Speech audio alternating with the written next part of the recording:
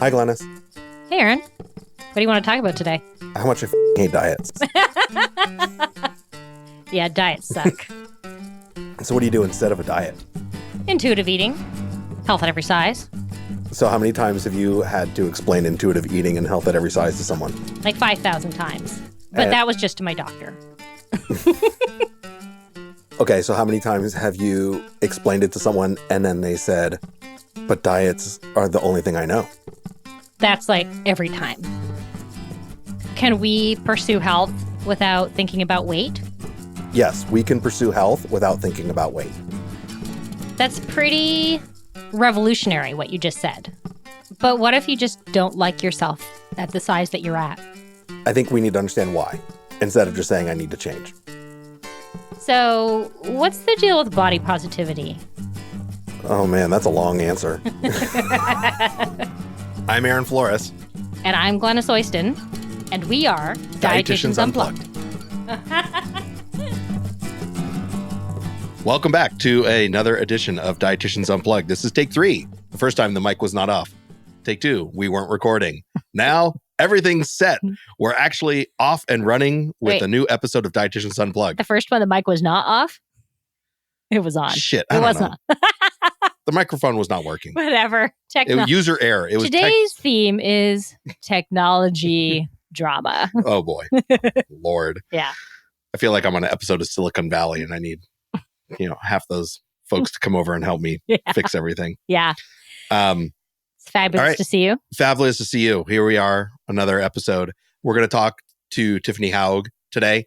Talk about food addiction. Yeah. Hot button topic. Yeah. I've been wanting to do this. I've talked to so many people in the last month and they're like, I'm totally addicted to food. I'm like, just, you know what?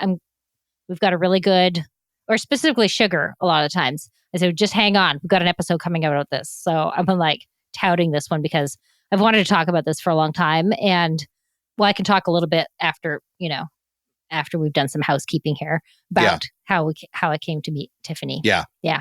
So, housekeeping wise, the room is clean. Yeah. But anything else you want to address? Yeah. Hold on. I guess I see a cobweb over in the corner. I just got to go get that.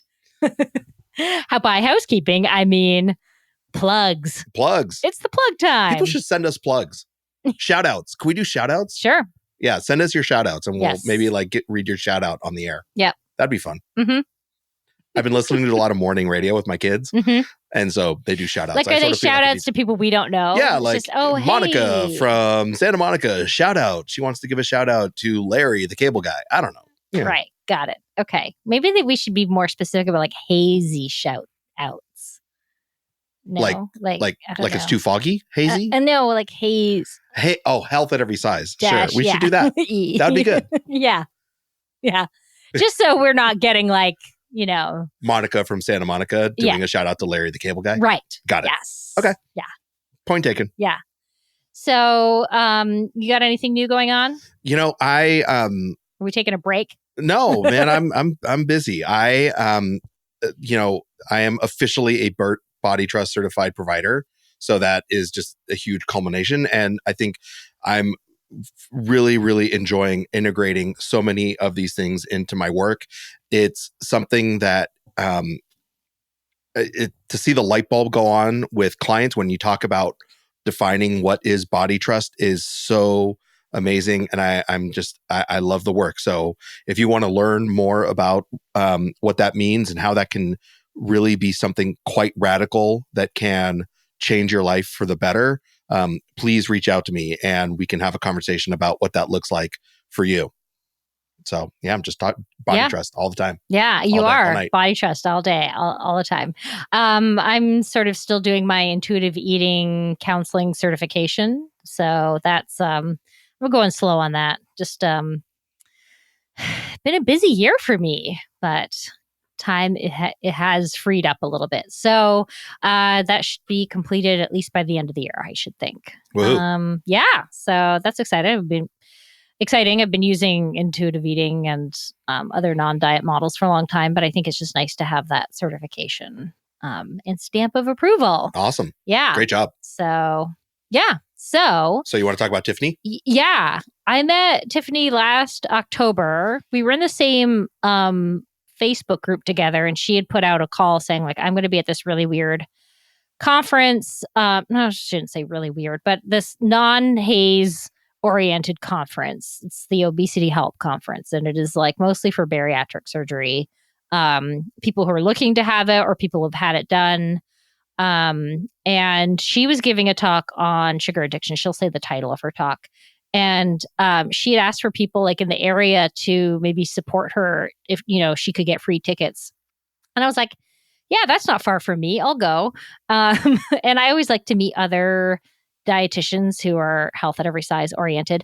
I don't even think I knew at the time what the conference was. I was just like, yeah, I'll go.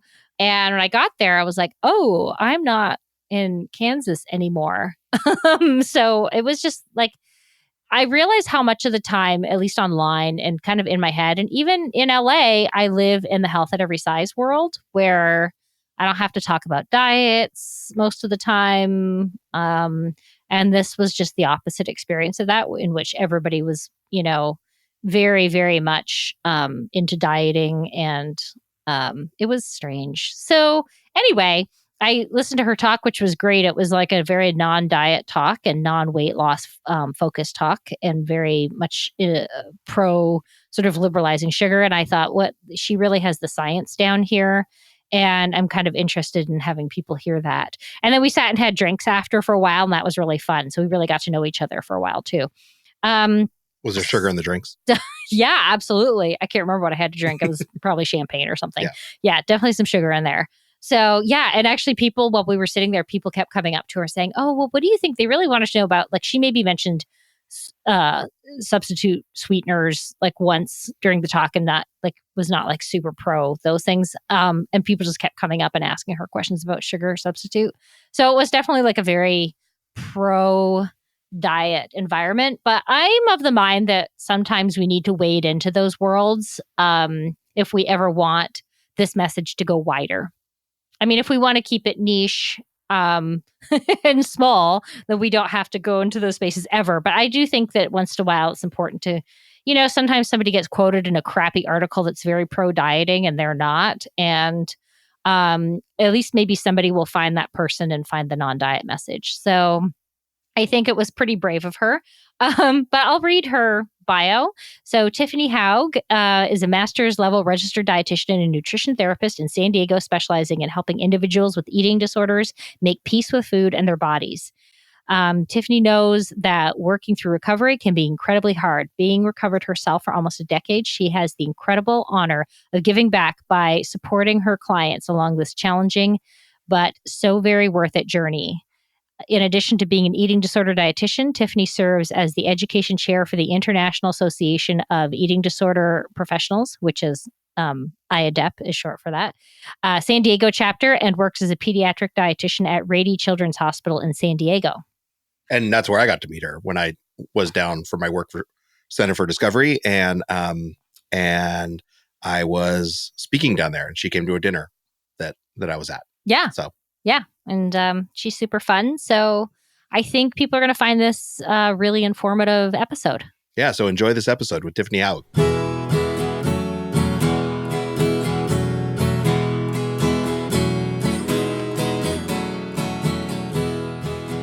Hey, Tiffany, it's good to have you on our show today. I haven't talked to you since we last had drinks in a hotel lobby bar a few months ago. I guess it was a few months ago. Yeah, it was in October. Yeah, it was last October. So actually like almost 6 months ago, which is crazy. Yeah. So we met at that conference, the Obesity Help Conference, where you were giving a great talk that was probably completely different from what anybody else was talking about there. Yeah. So your talk was so good, of course. I really loved it. And that's why you're here today. But do you want to tell us a little bit first about like yourself and your background and sort of how you came to this work? Sure. It was so nice of you to come to support me at that talk too, because it was a talk that like I was contemplating not even doing it. And I kind of decided that like ultimately, even though it's kind of awkward being associated with that conference, it was kind of a good topic to probably bring to that setting more than most other settings that I could give that talk. And it was a huge bonus to get to meet you too. Well, I think it's, thank you. Yeah. But it's, I think it's really important that we go into the spaces that aren't necessarily health at every size and still spread our message. I think it's just really important to do that and just give people the option because, at one point in my life, I didn't know there was an option. So your talk was, what was the title of your talk, or what was the meat of your talk? So let me see what the exact title of my talk was. Something about sugar substitutes or something. So I think, so the topic title, like they had given me, so like they sent me like this title and they were like, would you present on this? Which is kind of what made me hesitate to speak about it in the first place, among other things. But the title was Understanding All Things Sweet, Cravings, Addictions, and Sugar Substitutes. So I took creative liberty with that title and just really more so focused on the addiction side of things. I really briefly addressed like sugar substitutes and cravings. But I mean, I'm not really interested in talking about like Splenda and stuff as part of a presentation. Right. So I thought that the addictions was like the most relevant part since food addiction is such a buzzword right now. Did that answer your question? Yeah. Well, how did you sort of get that knowledge around that? Yeah. So I've always been interested in neurobiology, especially as it pertains to nutrition. In my graduate program, there was an opportunity to write like this huge meta-analysis thing on the relationship between low carbohydrate diets and depression. And that kind of got me started with like really digging into like serotonin and dopamine and how that's impacted by food. And a lot of times when people talk about food addiction, they're referring to like high carbohydrate foods or foods that are high in carbohydrates and fats. And the research that I came across really when I was doing that meta-analysis was that having a lack of carbohydrate in your diet is more so linked to depression and kind of more negative brain effects. So that just kind of got me on like that whole path. So anything to do with like neurobiology and nutrition, it's like something I'm definitely willing to spend time on and research. So yeah, that's kind of how my interest was piqued with that. And so did they approach you to do this talk? They did. I've actually written for their website a few times.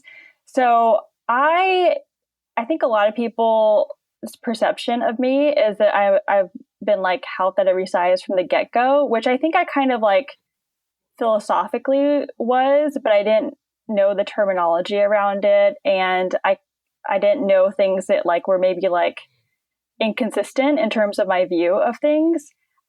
So I wrote for their website. Like the first few articles were probably like people would like kind of question in terms of like a health at every size standpoint. Like it's definitely not 100% that. And the website, like the obesity help itself, is for people who are about to undergo weight loss surgery or people who have already undergone weight loss surgery. So I think some of the articles I wrote for them were like eating during the weekend or like grocery shopping when you've had weight loss surgery and all that kind of stuff. So obviously there's like restrictions like after you've had bariatric surgery that you really can't, I don't know, like you have to follow them because your stomach capacity is reduced and that kind of stuff. So the work that I've done for them in the past, probably like most people reading it wouldn't know that like it's from like a health at every size dietitian. So they knew of me through that. But towards like the last few articles I wrote for them and stuff, I really started to kind of solidify in having like a more like weight neutral and health at every size approach to things. So I don't think that they knew like how like quote unquote radical I was when they asked me to speak at that conference. And how did you come to health at every size? So I think, so coming to like health at every size in terms of like the whole framework of it, that wasn't just like pieces, was actually finding like the Facebook group, The Mindful Dietitian, that's run by Fiona Sutherland, that I think both of you guys are a part of. And that's how I even found out about your podcast initially, I think, and like started listening to it. I got a little bit of health at every size info in my graduate program, which was like a combined graduate and dietetic internship program. But there was also like a lot of same information on like how to tackle obesity and like all that kind of stuff too. So it wasn't like consistent with the health at every size message that we were also getting, but I didn't know that it was inconsistent, I guess.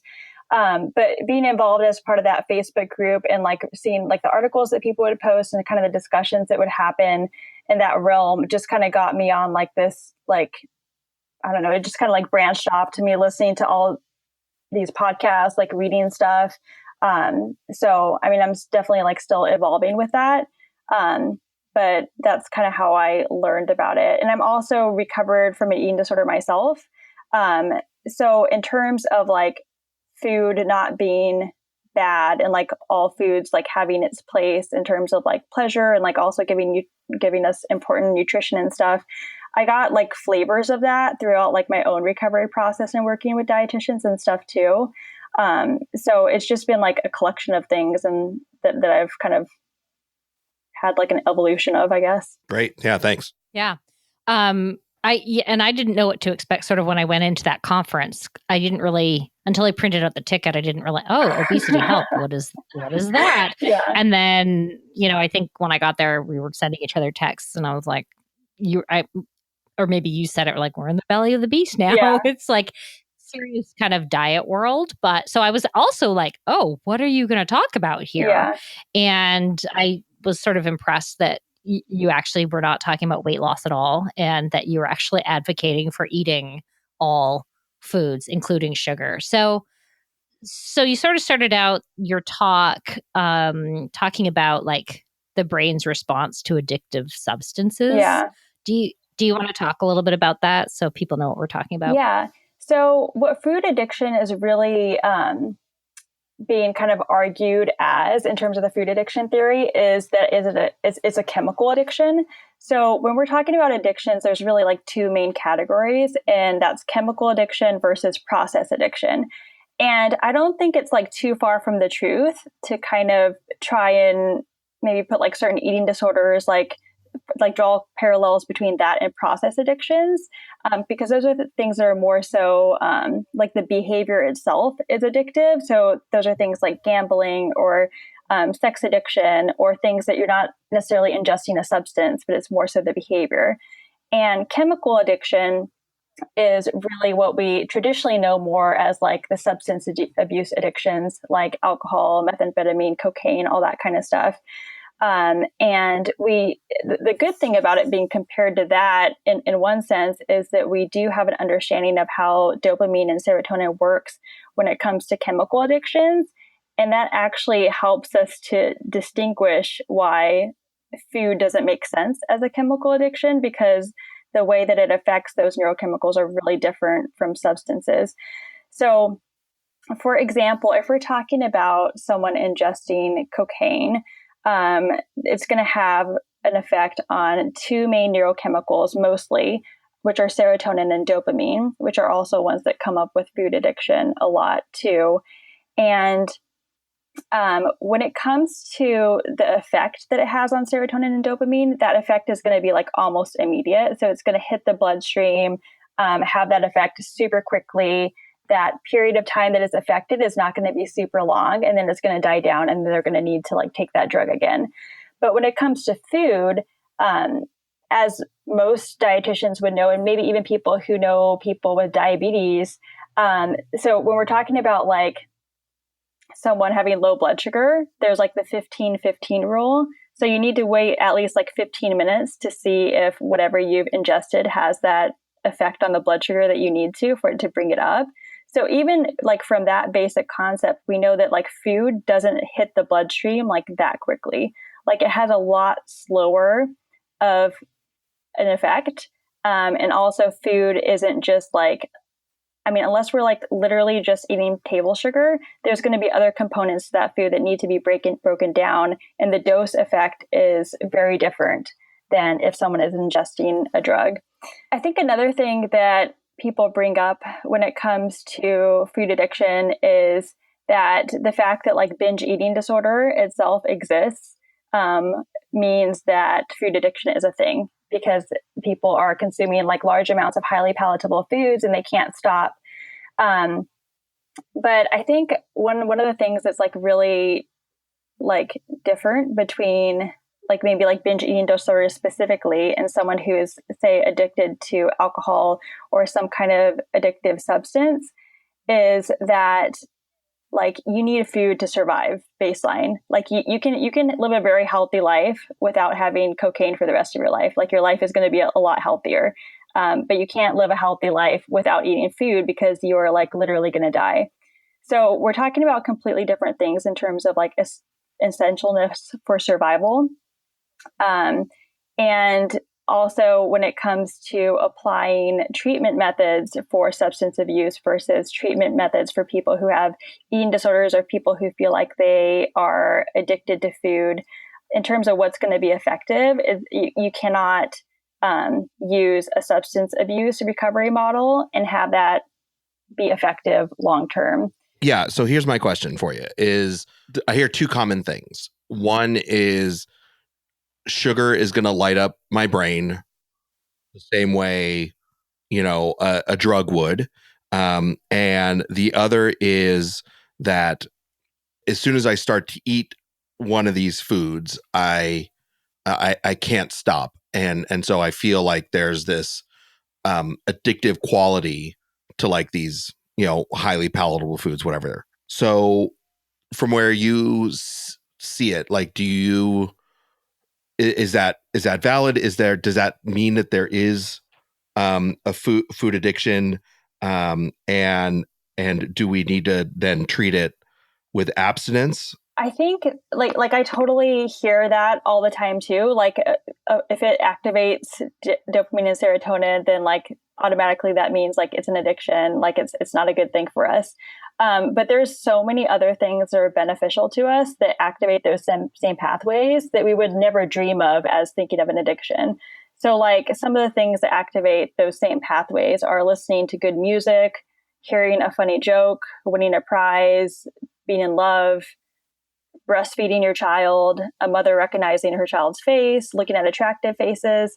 So I've never heard of anyone, and hopefully this never happens, but like someone walking up to like a mom breastfeeding her 9-month-old and saying, you really need to stop that because that's an addictive behavior that's activating your pleasure centers of your brain. Like you need to stop that ASAP. Like if someone was doing that, like they need help themselves. So just because it's activating those pathways doesn't mean that it's an addiction. And there's still like also a difference with the dose of like how much that dopamine release is increasing, and also like how long those effects are over when we're looking at like food versus addictive substances. But whenever someone says that they're addicted to food, usually that would come up like in a client session setting. My goal is never to like say like, oh no, you don't suffer from food addiction, because I think that could also be like super invalidating, but it's also kind of like exploring the science behind like, this is how maybe you could feel like it's addicting, but this is actually what's happening. And so my follow-up question is there's this thing out, the Yale Food Addiction Scale, and it's this, I don't know how many questions are in it, but it's supposed to be like a validated tool to assess for food addiction and sort of assess for food addiction. What do you know about it, and is it valid, and are we just sort of saying, is this the tool that sort of throws everything that we're saying sort of out the window then? Yeah. So the Yale Food Addiction Scale, from the research that I've read on it, when like the tool has been like, when they're doing studies that uses the food addiction scale, they do account for the fact that people with eating disorders would not qualify for those studies. But when they're also doing studies to validate it, they're not disqualifying people who have any kind of diet history. And they're also not assessing if people think that certain foods are bad, or kind of like their psychology towards certain foods too. So it's a validated tool, but also it's been validated, and I would say like incomplete ways. because we know that if someone has been on a diet before, even if that was like for a very brief period, or even if they think that, say, sugar is bad, their behavior towards that food and also their mindset around that food is going to be affected by that thought or that past diet history. Because even that like thought of food is bad, or even that experience of maybe going on like Weight Watchers for like 2 months, is going to impact their neurochemical response to eating that food or even thinking about that food. So, for example, if someone had, let's say they like decided not to have like chocolate for like 3 months, and they are at a friend's kid's birthday party, and there's like these really delicious looking brownies, and they decide that today is going to be the day that I allow myself to have that brownie. Their dopamine response to that food, eating that brownie, is going to be so much higher than the person next to them who eats brownies once in a while but doesn't have like a negative association with brownies, because that thought itself that it's a forbidden food that they're engaging in eating again, and also the fact that they've gone without it for so long, is going to increase that dopamine hit, and it's going to taste a lot better to them than anyone else, thus making them feel like they're more addicted and like out of control with a certain food. So it's really impossible to validate a tool like that if you're not also accounting for the fact that so many people in society have gone on restrictive diets and have these really black and white views about foods. Yeah. So what you're basically saying is they're not sort of looking at the role of restriction the role that restriction plays in how we feel about foods. It's funny that you mentioned like if somebody didn't eat chocolate or something or for 3 months. I did that once, like it was probably 20 years ago when I was still a dieter, and my friend convinced me to not eat, like it was for Lent. I'm not religious at all, but for some reason she just she was like, let's give up something for Lent. I was like, okay, sounds good. I'm always giving things up. So I didn't eat any candy or chocolate. Like I love chocolate.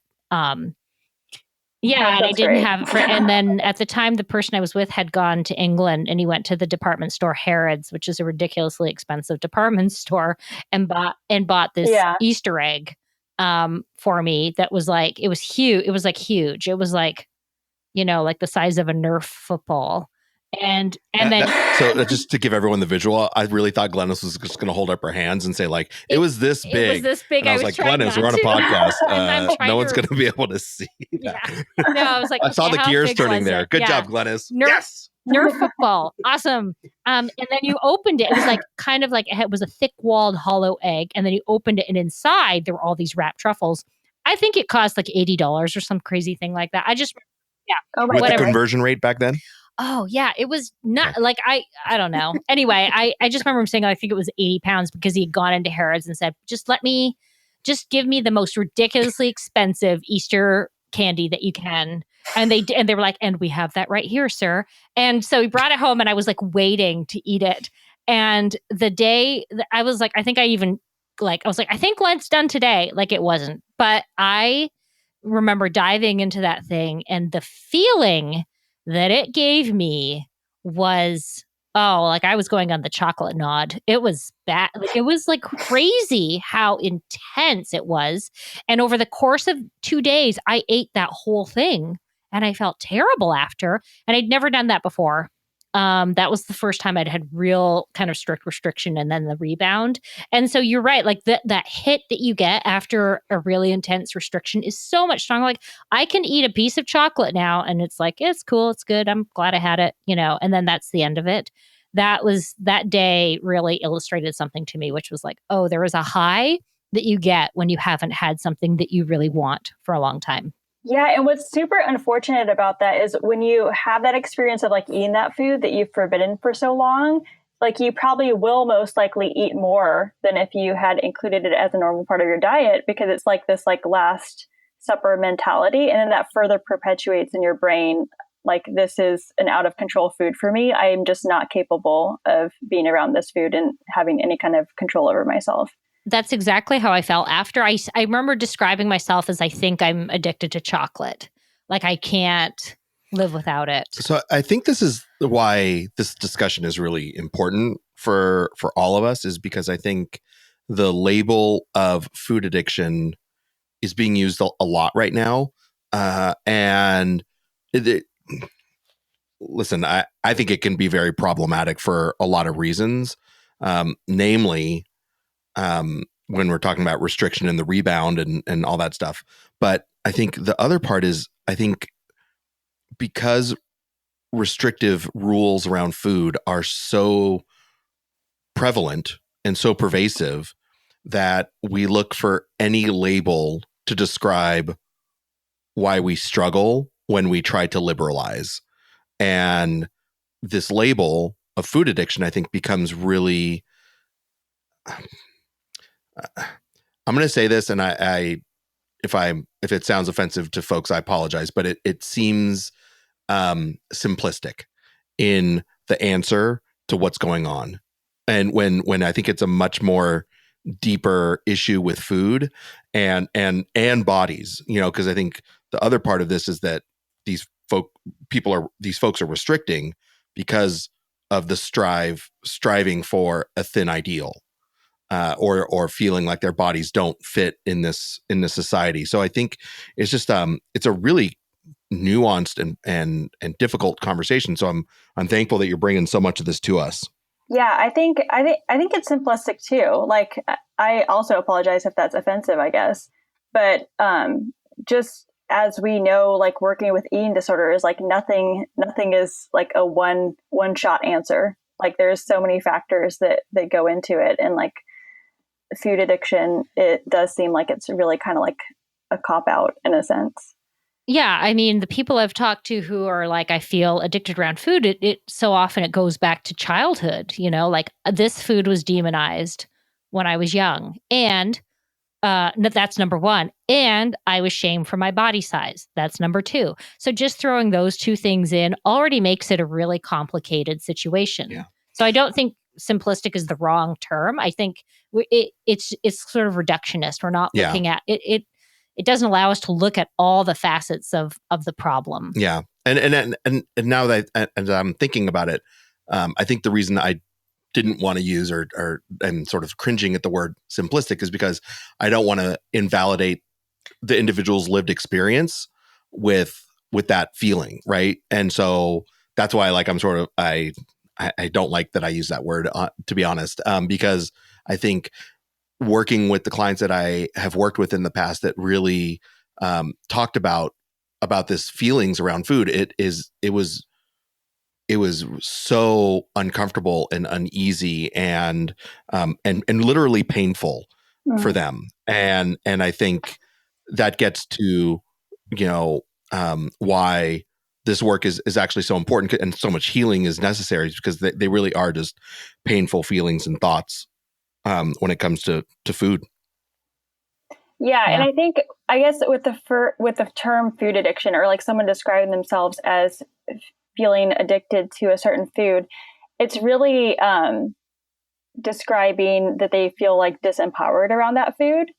And if we can kind of suss out that that's the feeling that it's evoking in them, it doesn't really matter whether they think that they're addicted to that food or not. It's more so like what you do with that information, and how we can work on increasing your empowerment around certain foods, or your ability to eat certain foods. That's a great answer. I love that.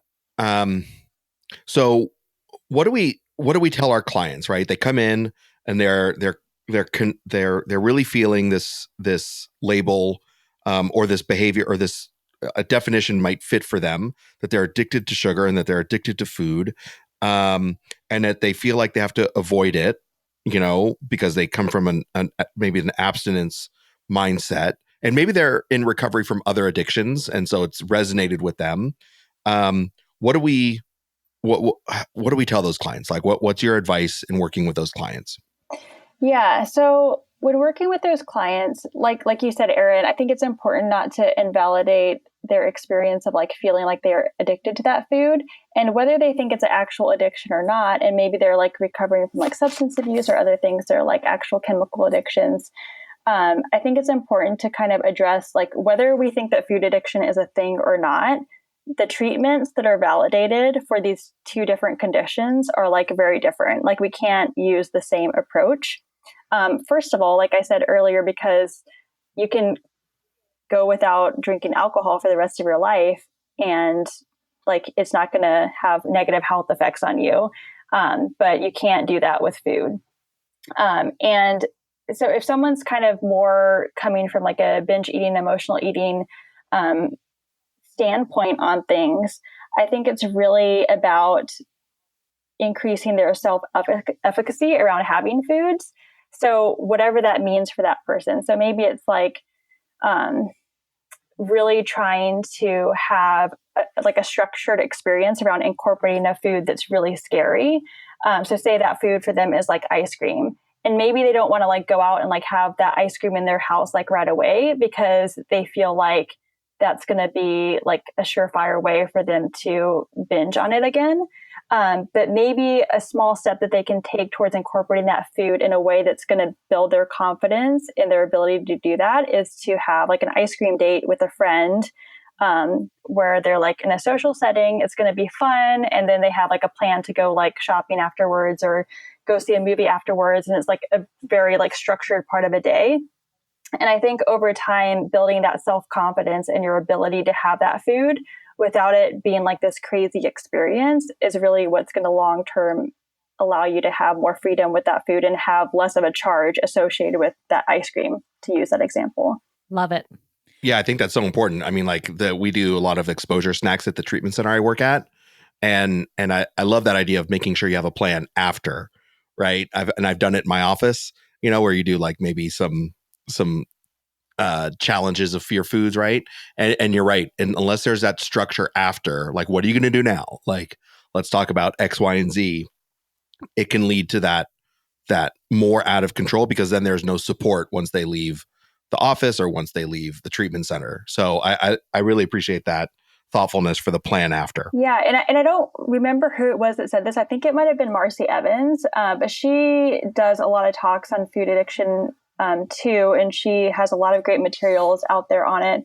But I think that she described it in terms of like building new neural pathways associated with positive memories with this food.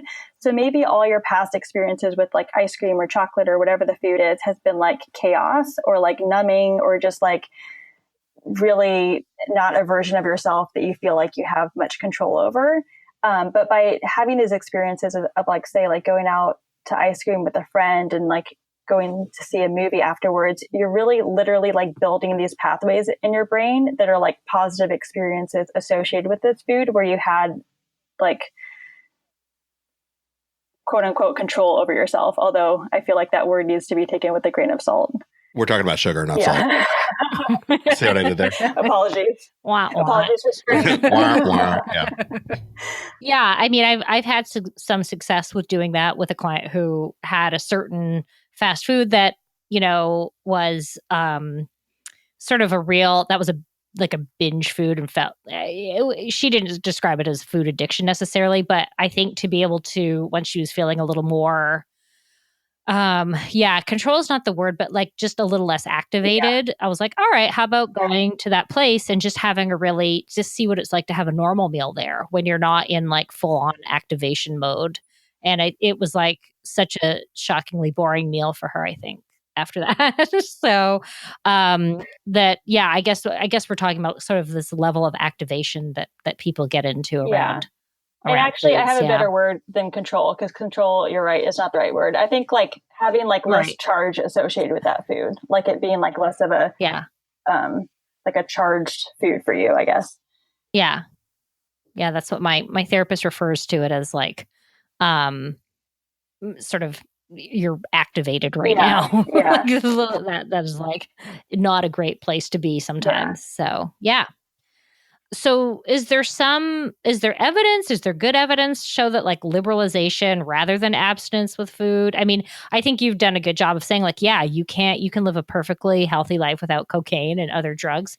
You can't live without food. So it seems like liberalization is our only option, but is there sort of evidence around that for treating that feeling of sugar addiction or food addiction? Yeah, I don't know if there's, specifically with like people who feel like they are addicted to sugar, I don't know if there is evidence around that. But I think if we were to kind of like translate that to people who feel like food is like very compulsive for them. So it's like, say, like in binge eating disorder treatment settings, like a large part of evidence-based treatment for binge eating disorder is incorporating food in a flexible way and eliminating food morality and decreasing and stopping diets. And if we were to treat that in a different way, kind of like we do with like substance abuse, where it's like complete abstinence, that's going to like increase their risk of engaging in binges down the line. And we know that for sure. So, I mean, it's definitely like a new field, and I don't think that there's really evidence-based treatment for food addiction, but I think that there's like parallels that we can draw with eating disorders. Yeah. And I think too, when I think back to the evidence on like intuitive eating and sort of looking at how people with those sort of flexible ways around food have much less disordered eating, reports of disordered eating, that it tends to be people who are restricted that find themselves and experiencing the feelings of food addiction. So I do think that there's some, I think that alone is probably some pretty good evidence for the liberalization. Because I know a lot of people look at me with skepticism when I say, they're like, I'm food addicted and I'm an addict. And I'm like, well, the problem is that you're going to run into that cookie in the break room at some point. And your will hold out the first 3 times. And on time number 4, you're going to just melt down, so you can't live in a world that doesn't have that kind of food around you. So why not sort of learn how to incorporate it? And it almost goes beyond, I mean, I think it definitely goes beyond like the willpower stuff too, because I mean, binging on a food isn't really like a lack of willpower. It's just like that restriction makes your biology kick in to help with your survival. So it's not a lack of willpower. You just have a really good survival instinct. Right. This person sort of thinks it's a lack of willpower, but I really feel that willpower has no place in eating. Yeah. So we have all these processes that tell us exactly how we should eat. And we spend so much time trying to, use this willpower against them. It's like, just, what, our bodies know how to figure this out if we just remove the shame. Yeah. If we were to think about like other things are like biologically necessary, like say like going pee, like I guess we can like hold it in to a certain point, but at some point you are going to pee yourself. Like, and it's just like biology being like, this has to happen. And I mean, when we think about that, it's like a lot less charged. But when we think about food, it's like we like blame ourselves and think that it's like, no, I just don't have enough control. And imagine if we lived in a society that was like pee shaming and you couldn't go whenever you wanted and then all of a sudden the best thing in the world would be like, oh, and we all went to the bar and peed tonight. It was so great. Oh man, we just peed and peed and peed. It was the best thing. But there is no shame around that generally. Right. And so I think that, it can be the best feeling in the world if you haven't gone for a long time. So I can see how that would be, oh my God, the feeling of pee addiction. I don't even want to go there. But anyway. I know we have a problem with pee hacking, but that's something totally different. Yeah, I don't even know. Pee hacking? No. What is that? No. Oh, pee hacking is where you, in statistics, where, pee, the where level of confidence of something, proving something, where they hack that statistically, mathematically, hack that number to make it better. Like make their data seem relevant. That's probably like not a good thing that I don't know what that is, because I feel like we probably covered that in my studies. No. So go down a rabbit hole and Google. This is another podcast episode. Pee hacking and Brian Wansink. He's all of his studies are sort of coming up invalid because he's what did he do studies on?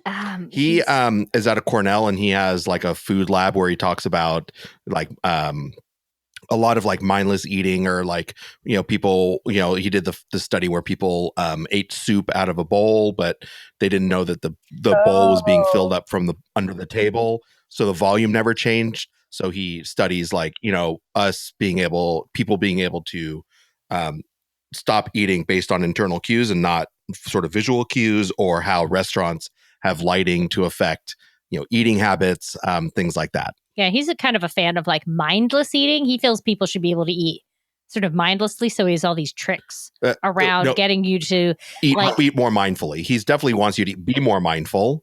Oh, okay. He was like, I thought I watched a seminar on him saying like, really, you need to eat mindlessly. So he's like, have a smaller plate and all those kind of diety tricks. He's very diet. But anyway, a lot of his information was invalidated because he was a pea hacker. Now we know the I term feel for it. like that term is like kind of great baseline.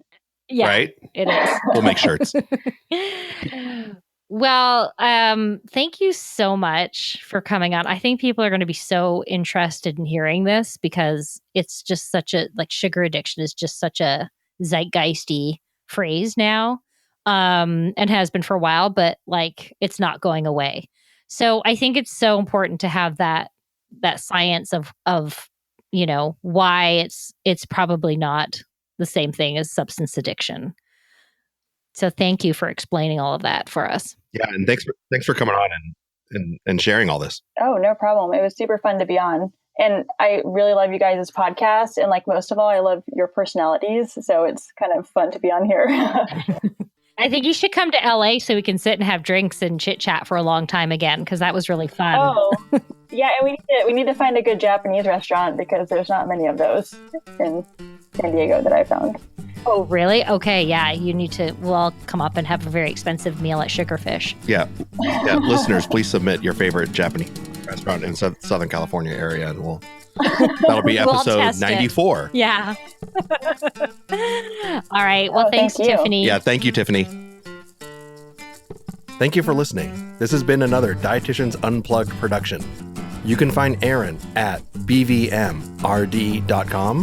And you can find Glenys at daretonotdiet.com.